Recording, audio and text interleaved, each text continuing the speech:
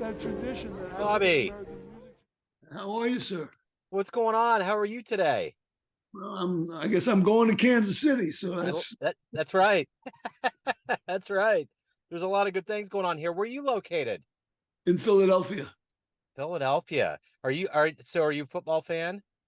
Yes, tonight's a big night. Are you still upset about the Super Bowl? No. Okay.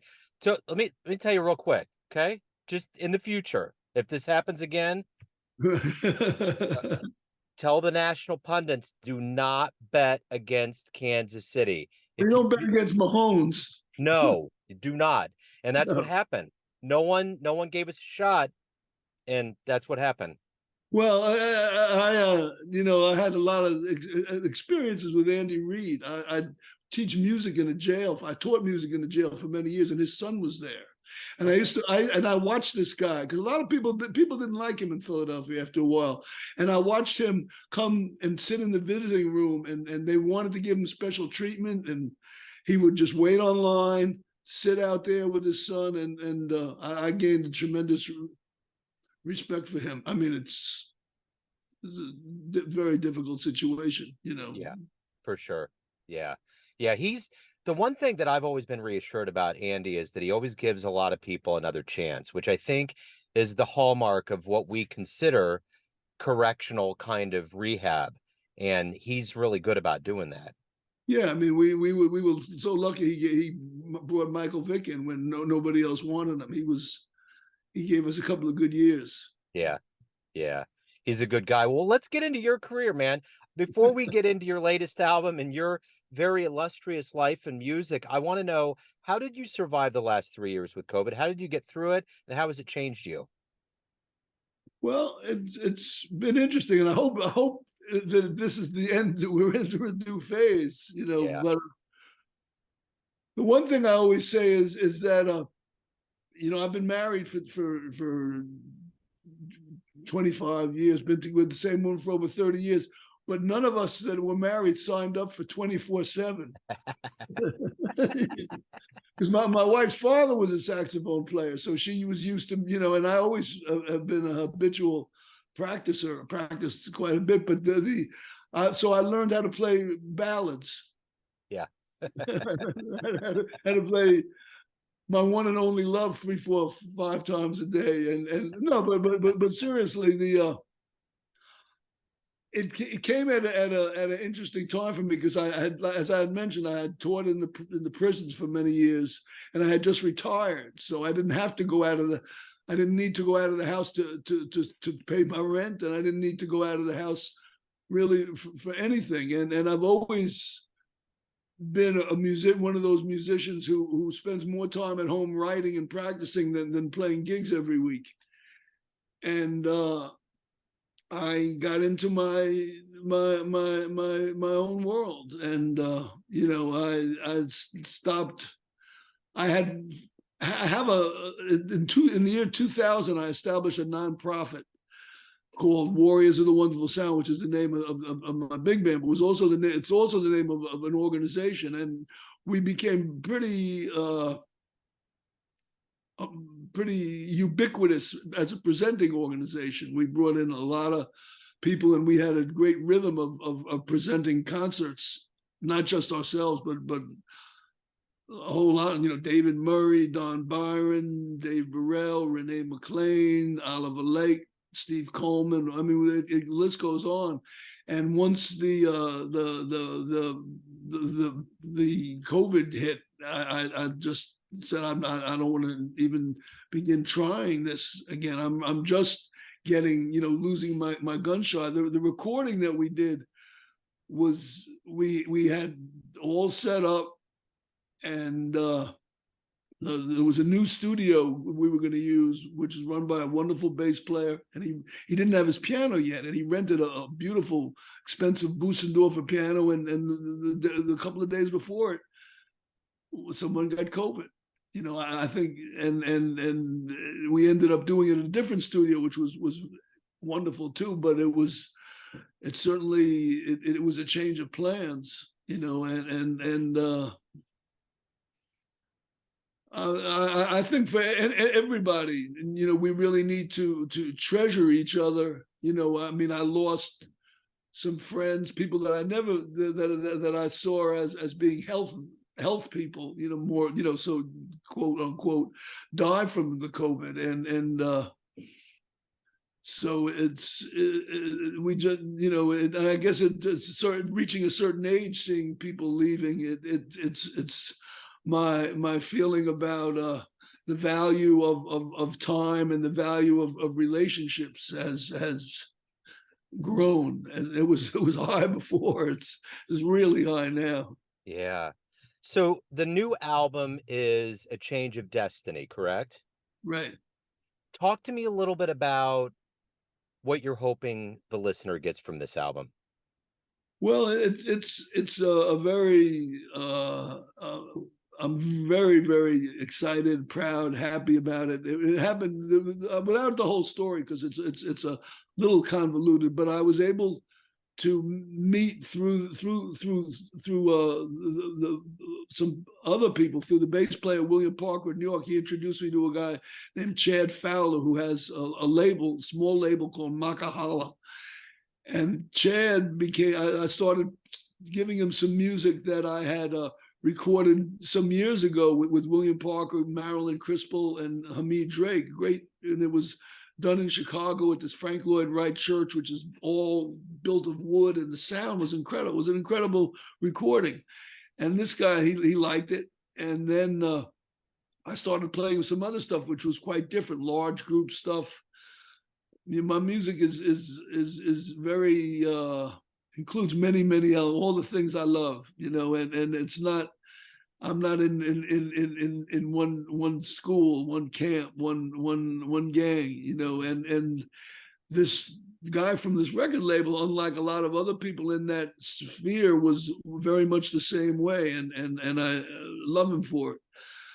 And so he said, "One, you know," and it became clear to me, I'd as great as the tapes that I had were, I'd rather make a new record than put out an old record. You know, especially during COVID, to have a project. And this guy made it possible for me to get a band, a great band of you know, like top guys, and who ironically, or not ironically, but we're Philadelphia guys. I got the alto player Jaleel Shaw, who's playing with Dave Holland now. He played for many years with Roy Haynes. I've known him since he was 13 years old. So we have a wonderful. I was able to get the great trombone player Robin Eubanks, who, you know, played with Elvin Jones, Art Blakey, Dave Holland, you know, all those people. But him I've known since he was maybe a freshman in college or a senior in high school. These guys grew up in Philadelphia, and I was able to get a great piano player who has some Kansas City connection named Sumi Tanuka. Are you familiar with her? Yeah. Yeah, so it's great. And we've been associates for 45 years. And I got a great bass player, a friend of mine, who's actually Christian McBride's father, named Lee Smith. But that's not his claim to fame. His great bass playing is his claim to fame. And a wonderful singer who's just gave me who I recorded with many times, named Ruth Naomi Floyd, and a great violin player who played with Max Roach's string group for many years, named Diane Monroe, who was John Blake's. I used to use when I used John when I could, not Jonathan, but John the violin player. Yeah. And Diane came right from John. We have a great connection. So I got this great band, and I went through different music that I was thinking about. And there was a project I did with dancers. It went on for years. We got funding and we kept working on it. And it was about the practice of, which was something that was discovered in excavations in the area in Philadelphia near where the Independence Hall is, where the Liberty Bell is. It was discovered that our first president, the one who never told a lie, had slaves.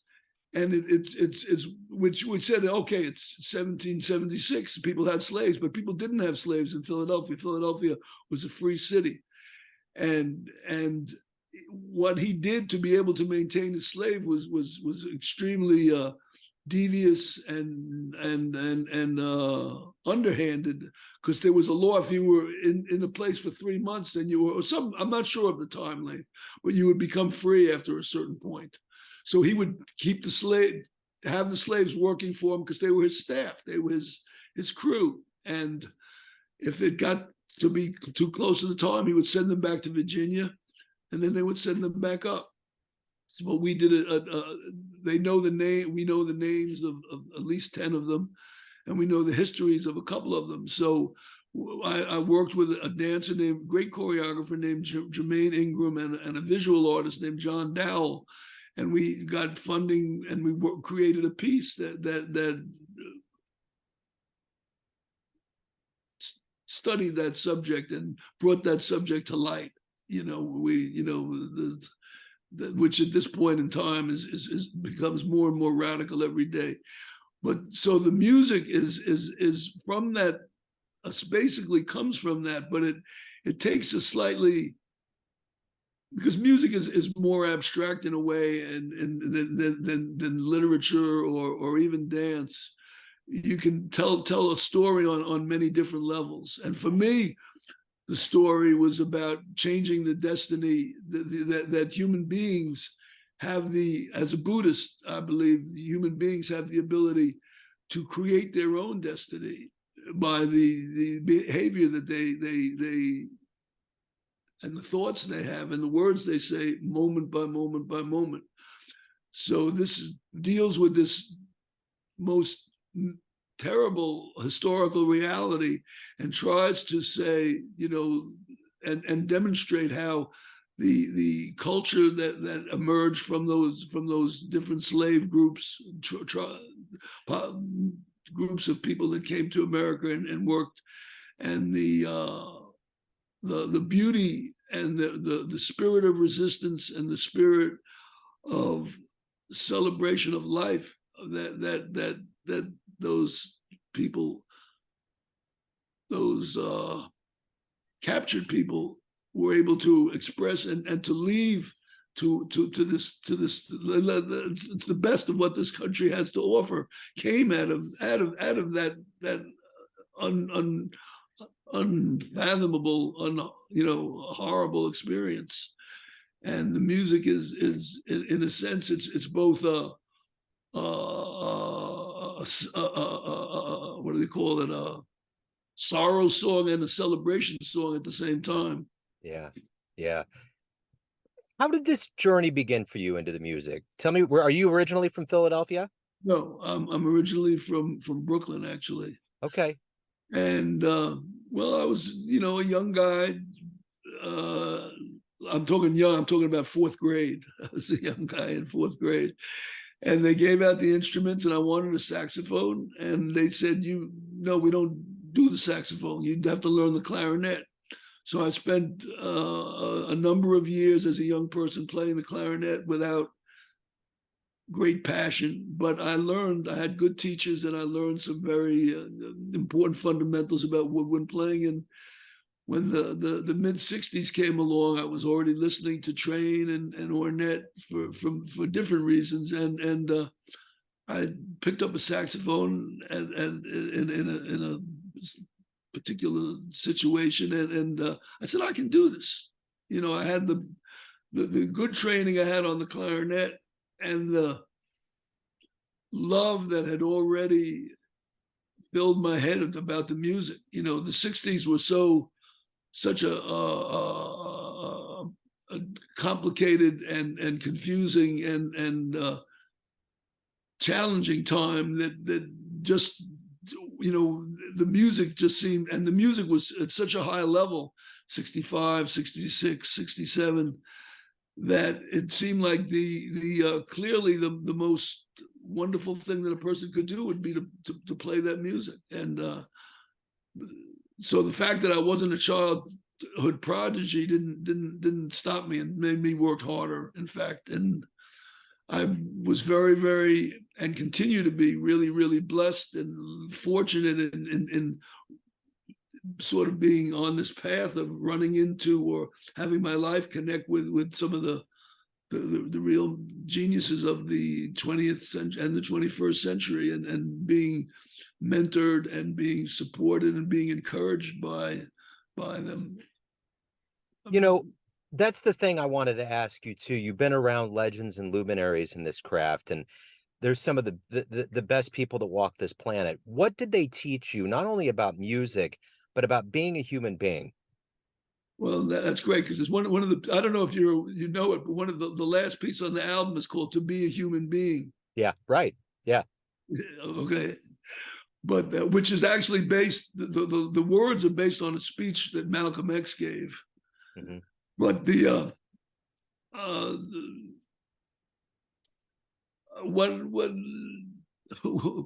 it teach me? That life is to be celebrated. That was the thing, you know. I met Cecil Taylor, and he was the sort of the first genius that appeared in my life, and he was.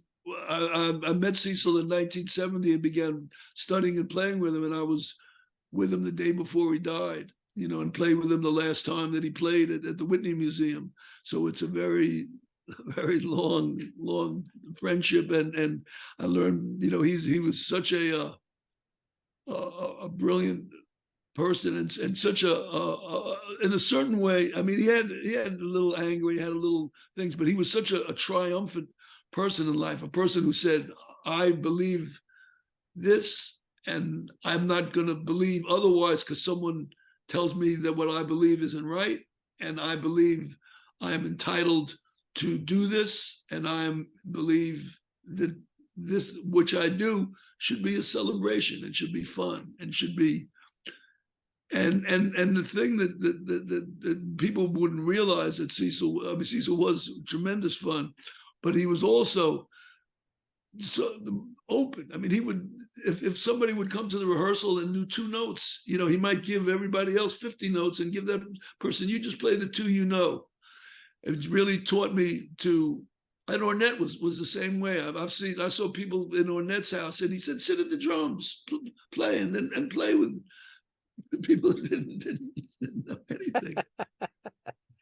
But to really see, you know, if you're going to see the best in yourself, as Buddhists, we say, if you have a Buddha nature and other people have a Buddha nature, that neither Cecil or Ornette were Buddhists, but they both really knew their own great self-worth, and were able to see that in other people, to see other people's potential.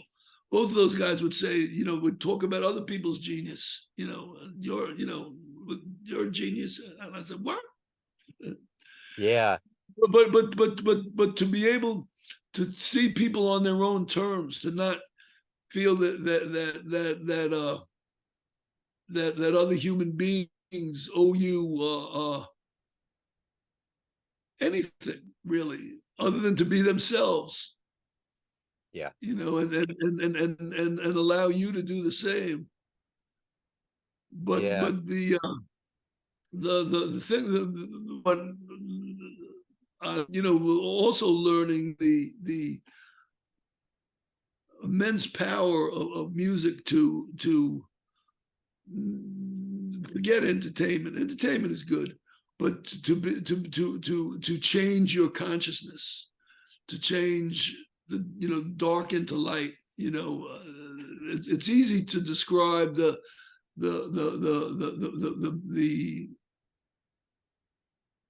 problems in society. It's easy to describe the things that are lacking in many people's humanity, but it's a lot harder to bring something to the table that brings out something else. You know, that's the thing about the music, is that it's proactive. It doesn't, you're giving, the really wonderful people are giving. Yeah. They're generous in a way that's different than get up and make the gig and I hope you liked it. Yeah. I agree. But giving, you see those people who leave, and they're athletes. We're talking about athletes who leave it all on the field, and the musicians. I learned that, to leave it all on the field. Yeah. And one quick thing was watching Cecil Taylor the last couple of years of his life, and he was a guy who used to practice endlessly. I mean, sometimes he didn't practice, but when that was that time, he knew that time. But when it came to work, his work ethic was unbelievable, and he loved playing the piano. But the last few years of his life, he had suffered from arthritis, and he really didn't play the last couple of years of his life. He came out of the house for one event, and that's a story in itself. But he went for a couple of years without playing, which I could have never pictured that. And he was, the thing that I learned, that he was still Cecil Taylor. Yeah. Yeah. I mean, now we have the great Sonny Rollins, can't play, but he's still Sonny Rollins. Yeah. And I'm sure if you spend 5 minutes talking with him, your life changes. Absolutely. He changed mine. The one thing about you is that you've been around for a long time. You've done a lot of different things. And, from recording to live to educating to being educated, what have you liked the best about this journey of being a professional musician?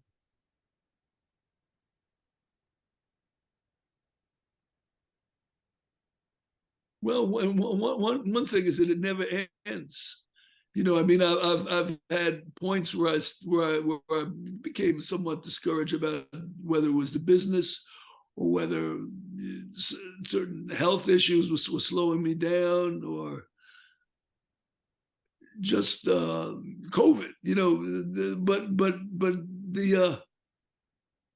somebody, a piano player in Virginia Beach named Joel Futterman, who not too many people know, sent me a CD, just a recording of him playing a piece that Mal Waldron wrote called Firewalls, which Eric Dolphy recorded and other people have recorded. But the Eric Dolphy one is very important to me. And just getting this record, it was like I felt like I was a kid. I was listening to it, and it made me go back to listen, to try to understand Eric's language a little bit better, which I've been trying to understand for more than 50 years. It doesn't end. And now I'm thinking about, I was thinking about this record maybe too much, and I started saying, I need to think about the next record, or the next 5 records. And I've been the last I got a call yesterday that this school that I teach at, called the Clef Club, which is where Emmanuel Wilkins, Jaleel Shaw, Christian McBride, Joey DeFrancesco, Questlove, all these guys came out of that. And they have young people there now that are unbelievable. And it's wonderful to teach there. But they're doing a performance at Temple University on Tuesday. And they asked if I could work up, I have an arrangement of acknowledgement from Love Supreme. And I got up at 3 a.m. the last 2 days to work on that. And I don't feel tired. Nice. It's music is very, very deep, very enriching. Absolutely, it is. Empowering. So are you doing any other live performances, anything on your itinerary as we kind of move forward here? Well, the most specific things is I have 2 record release performances, one in New York, one in Philadelphia, with basically the same great band that's on the record. So I'm really, really, really excited about that. We're playing in New York at part of the Harlem Jazz Series at a church on 120th Street on October the 20th. It's a very popular series every Friday. And that's, I haven't played my music. I played in New York a few months ago, but I hadn't played my own music in New York in a long time. And then I'm doing something in Philadelphia the very next night at the Painted Bride Art Center, which is a sort of a historic site for Philadelphia. And I have I'm performing as part of a project on September 28th in New York, where a woman named Michelle Yom, who's a Cecil Taylor scholar, is taking the one theater piece that Cecil worked on, which was called Rat's Mask. He did it in 1976 with the La Mama Theater Company. And Michelle has been is courageous enough to reconstruct that piece. She has 12 singers, and I'm part of a 5-piece band, and that's going to be September 28th. And I'm definitely looking in New York at City College. So I'm looking forward to that for sure. Well, Bobby, you emanate compassion, intelligence, and cool. Thank you for giving Neon Jazz just a little bit of that today. Best of luck with the album and the live shows. And hey, good luck to your Eagles. You always need it in this league. There's no yeah, because that other night the who thought Kansas City was going to lose that game. There was so much that went into it, Bobby. I had a bad feeling going in. I was like, they're unveiling flags. Everybody's like, all right, we got this. The Lions. I was like, watch out, man. That's when upsets happen. Well, but they'll be fine. Kansas yeah, City, they'll be fine. It was just the pomp and circumstance of that day. Like, I just living here, everything was in red. Everybody was fired up. They thought it was a for sure win. It's like, all right, I've been a Chiefs fan. There was 3 decades before they won this Super Bowl in 2019 that we went through the misery of things like Aaron Rodgers, Achilles going out. When that happened with the Jets yesterday or the other day, I was like, that's what Kansas City felt for decades. It was like the minute you felt like you had something going your way, it was a bad draft pick. Someone got injured. The ball just went a little to the left. There was always a scenario that could come in and say, sorry, pal, not today.